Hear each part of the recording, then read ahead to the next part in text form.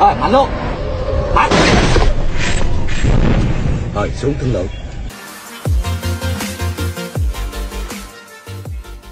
Tiền em trả đi bao giờ em chả biết đâu. Rồi về đi. Thì các anh trả bao nhiêu trả. Em hiểu chưa? Tới luôn. Rồi bắn. Đấy thì... Bắn luôn. Rồi bắn luôn. Bắn. Rồi xuống thương lượng. Đợt này tai nạn rồi, tai nạn rồi. Bắn luôn. Bắn. Bắn luôn. Bắn. Bắn luôn. Bắn. Rồi xuống thương lượng. Đợt này tai nạn rồi, tai nạn rồi.